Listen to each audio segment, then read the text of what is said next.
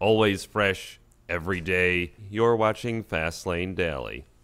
It may not be in Dakar, but the Dakar Rally was long and punishing. And now it's over. And one German car maker is uncorking the champagne. We'll have more. Also, a radical electric car nears production, a former McLaren designer goes electric, and Alfa Romeo could be planning a sports car revival.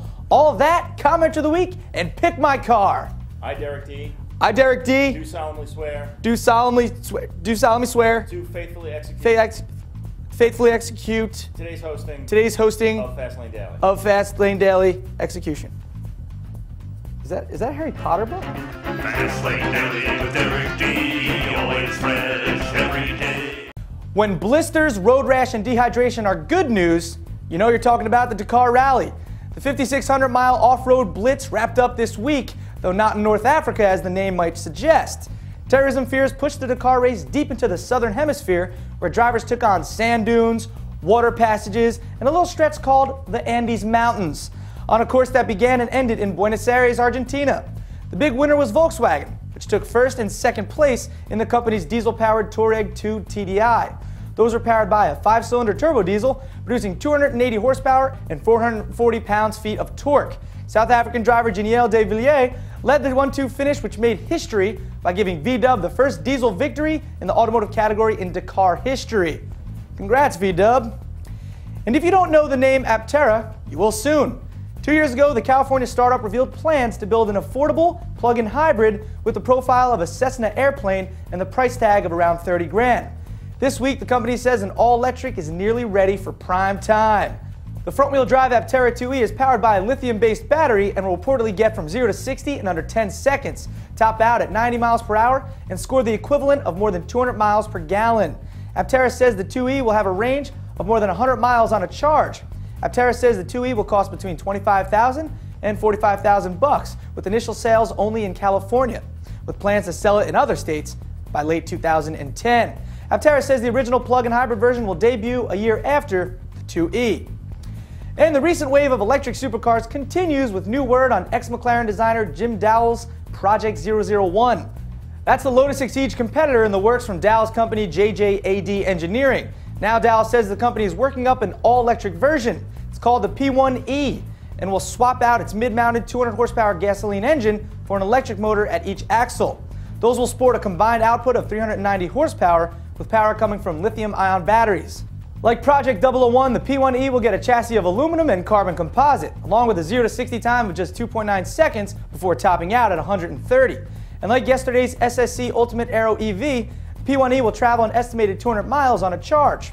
No word yet on cost, but Dowle says JJAD will build 3 prototypes over the next couple of years with a plan to build and sell 500 cars by 2012.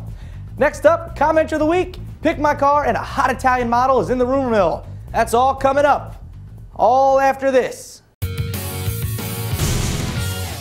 What's going on, Alan K for FLDetours, where each week we take a new car, we jump in, we take it for a ride, and we let you know what we think about it. With the turbo diesel V6 Blue Tech engine. Very snappy in third gear. It's powered by a 5-liter V8. We got the smart 4.2 2009 Volvo C30. It's like a studio apartment. Derek D could live back here.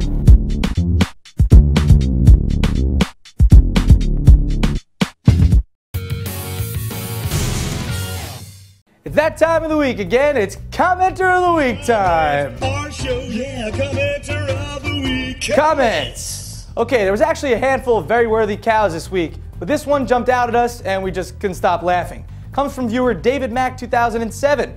Evidently he wasn't a Mac in 2008 and still is not a Mac in 2009. But anyway, he said, I can't believe you got Eugene Levy to interview Henry Fisker. First off, David Mack, it's Henrik Fisker with a K.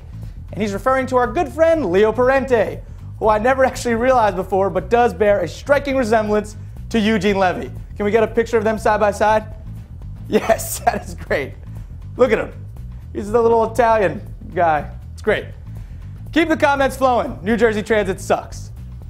With all the talk of Fiat Chrysler Alliance, the internet's been buzzing with the prospect of new Italian models coming to the US. And a few new cars too. Bada bing. Yeah, see what I did there? Anyway, one of those cars mentioned is the latest Alfa Romeo Me2 hatchback. Now word is the Me2 could spawn a new model that would revive the Alfa Junior name from the 1970s. The UK's 4Car reports the new Junior could be more of a sports coupe than a hot hatch, recalling the GTA 1300 Junior of decades ago, while getting design cues from Alfa's latest 8C Competizione. 4Car says details are sketchy, but the new Junior could get a new hydraulic manual transmission as well as a new dual-clutch Manumatic. No word yet from Alfa Romeo officials, but Alfa fans in the US are hoping the Junior would be part of the company's return to US shores. All right, and now, FLDetours, where I take a smart car all around the city. And stick around for after for Pick My Car. All right, roll it. See, everyone else, when they get press cars, they get really cool cars. Me, Derek D, I get this. The Smart for 2. Bosch Clean Diesel, Brabus Night Run Edition. Yep, this is the 16th one out of 50. Pretty badass. This is what they give Derek D. Let's go for a ride. I'll show you some of the accoutrements.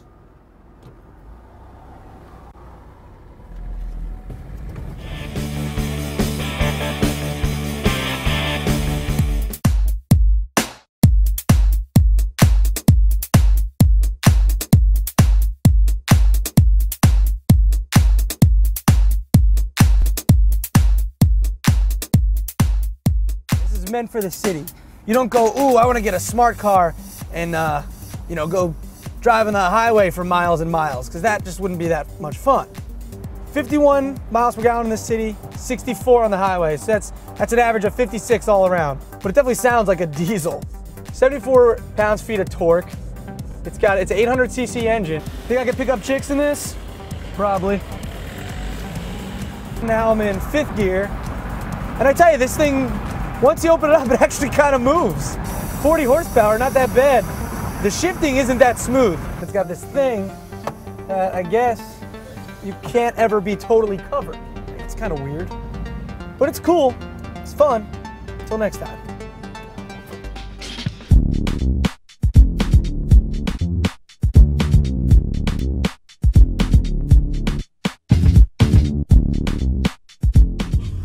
Looking at me like I'm Lucifer, 'cause he knows I would deal with the case, yes sir. That was the last man. That smart car was a lot of fun to drive. I actually picked up like 4 hot chicks in that thing. It's crazy. Like 3. 1, none. Anyway, if you want to see a smart car in action, head over to garage419.com and you can watch it race a go-kart. All right, guys, voting ends Friday the 13th. Yes, that's Friday the 13th. Ooh, scary. So if you haven't voted yet, go to the feed at fastlanedaily.com. Every week we'll be explaining each car and why I picked it. This week is the Cobalt SS. I picked the Cobalt because I have one already. I've had it for 4 years, no major problems. American car, no major problems. You hear that? All right, so it's a step up from the LTZ engine-wise. It has 260 horsepower Turbo 4 Ecotec engine with Brembo brakes. It has a lot of room, and it's reliable.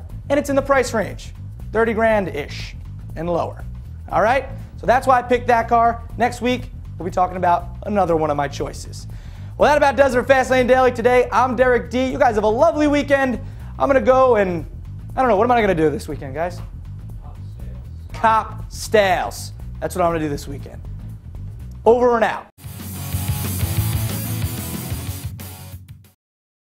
What if I told you that the future of your dreams can be found today, if you know where to look? Join me in amazement as we discover incredible inventions brought to us by science and technology. WePC TV is brought to you by ASUS and Intel. You dream it, ASUS builds it, Intel inside.